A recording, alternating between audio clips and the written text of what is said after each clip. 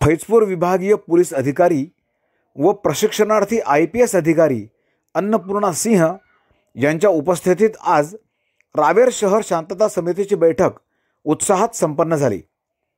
21 जानेवारी रोजी श्रीराम मूर्ती प्रतिष्ठापना सोहळ्याच्या शोभायात्रेवर शहरात दगडफेक झाली होती। मात्र त्यानंतर शहरामध्ये आता शांतता आहे। या पार्श्वभूमीवर श्रीमती सिंग यांनी शहर शांतता समितीच्या बैठकीत सदस्यांची मते जाणून घेतली। शांततेसाठी सहकार्य करणाऱ्या हिंदू मुस्लिम बांधवांचे त्यांनी अभिनंदन केले। त्यांनी रावेर पोलीस ठाण्याचे सहाय्यक पोलीस निरीक्षक आशिष अडसूळ आणि सर्वच पोलीस स्टाफने परिस्थिती त्वरितच नियंत्रणात आणल्याबद्दल त्यांचेही अभिनंदन केले। या बैठकीला शहरातील शांतता समितीचे सदस्य मोठ्या संख्येने उपस्थित होते। ASP फैजपुर म्हणून ये मेरी पहली पोस्टिंग है और रावेर शहर के लिए मेरा सिर्फ यही लक्ष्य और ऑब्जेक्टिव है कि एरिया में लॉ एंड ऑर्डर की कोई सिचुएशन डेवलप नहीं होनी चाहिए और किसी भी तरह की अनफोर्सिंग इवेंट को कंट्रोल करना पुलिस का ऑब्जेक्टिव रहेगा।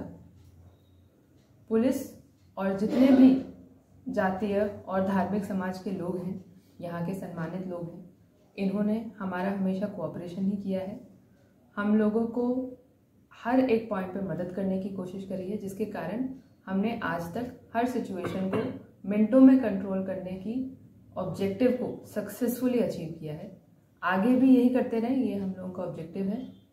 एरिया में शांतता कमेटी के मेंबर्स, पीस कमेटी के मेंबर्स, जो यंग हमारे बॉयज़ और गर्ल्स हैं, उनके साथ संवाद करके एरिया में अच्छे कंस्ट्रक्टिव एक्टिविटीज़ हम लोग करते रहें, यही हमारा उद्देश्य है।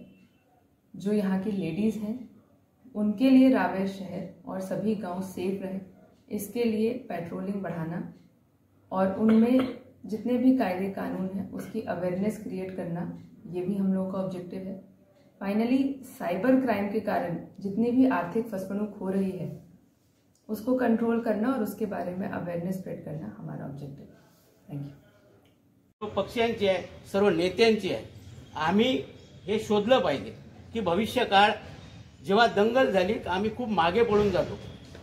एखादी घटना झाल्यानंतर रावेर शहराचं संपूर्ण मार्केट हे कोलॅप्स होतं आणि किती काळ रावेरच्या जनतेने सहन करायचं, ही जबाबदारी आम्ही रावेरच्या शहरातल्या प्रतिष्ठित नागरिक म्हणून आम्ही सांभाळली पाहिजे। एज्युकेशनचा हा सर्वात जास्त प्रॉब्लेम रावेरमध्ये आहे आणि याच्यामुळे ह्या बाकीच्या गोष्टी घडतात आणि आम्ही मुलांना शिक्षित बनवू शकलो नाही, हे आमचं इथलं दुर्भाग्य आहे, इथल्या पॉलिटिकलचा फर्मचा दुर्भाग्य आहे। कॅलिफोर्निया एरिया असताना मॅडम तुम्ही आल्या असताना तुम्हाला हा एरिया अतिशय हिरवागार दिसतो, बाहेरच्या अधिकाऱ्यांना हिरवागार दिसतो, पण यांचे मन अजून तेवढे शांत हिरवागार पद्धतीचे नाही आहे, हे दुफळी पद्धतीचे मन आहे। त्यांनी शांत व्हावं आणि या मताशी मी सहमत आहे। या पद्धतीनं आज शांत होणं गरजेचं आहे। हे बाब बरोबर नाहीये। खूप वाटत असेल आम्ही फार करतो, आम्हाला कोणीतरी लावतं आणि त्याच्या पद्धतीने आम्ही करतो, हे दुर्भाग्यपूर्ण घटना आहे। अशा घटना होणे म्हणजे आमचा विकास खुंटवणे। रावेरमध्ये डेव्हलपमेंट काय आहे, एवढा मोठा कॅलिफोर्निया एरिया हिरवगार असताना सह्याद्रीचा सातपुडा आमच्या बाजूने आहे, बाकीचे हतनूर डॅम आमच्या बाजूने आहे, जमीन एवढी चांगली सुपीक आहे, आमचं डोकं सुपीक नाही। रावेरचे रस्ते बघा, रावेरचे माणसं बघा, काय डेव्हलपमेंट आहे। एखाद्या खेड्यात तिकडे शिवाजीनगरकडे जा तर बाकीचं असं वाटतं की आम्ही कुठेतरी काय खेड्यात राहतो। ही परिस्थिती आमची पॉलिटिकल झाली असेल तर आम्ही सर्व रावेर शहरातली सर्व माणसं दोषी आहेत, या मताशी मी सहमत आहे। म्हणून आम्ही सर्वांनी याच्यावर विचार करावा। एवढे बोलून माझी 2 शब्द संपत करू। म्हणजे तवलेवरून एक मस्जिद, त्याच्यानंतर भोईवाड्यातली एक मस्जिद, त्याच्यानंतर त्याचा समारोप होत होता। त्याच्यानंतर वायडी पाटील असताना त्यांनी सांगितलं की बाय असे वाद होतात, म्हणून आपण जे मस्जिद लागणार नाही असा रूप तुम्हाला देतो। काही वेळा आम्हालाही बरं वाटलं की चला बा आमची डोकेदुखी कमी होईल, मिरवणूक शांततेत पार पडेल। परंतु इतका व्यवस्थित मार्ग, शांतत मार्ग करून सुद्धा जर असं होत असेल तर ते सुद्धा वाईट वाटते। आणि मग अशोकरावांनी विनंती केली की आमचा जो रूट होता तो मोठा करायचा, तो करायचा की नाही करायचा त्याच्यावर साहेब तुम्ही चर्चा कराल, पण तुम्ही जेवढा रूट मोठा करसाल तेवढे आपल्याला परत जबाबदारी सुद्धा वाढेल। आमचा तेवढा आग्रह पण नाही, परंतु चर्चेतून ह्या मार्गावर निघेल। आणि मुस्लिमांचा काही हिंदू धर्मांबद्दल काही विषय असेल तर त्यांनी चर्चा केली पाहिजे, बोललं पाहिजे। इतक्या वर्षापासून मुस्लिम सुद्धा मेहनत घेत आहे प्रत्येक वाड्यामध्ये खूप मत.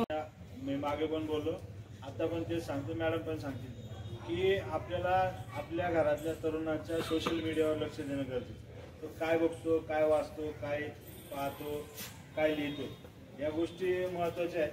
त्या महत्त्वाच्या गोष्टी दिसत नाही.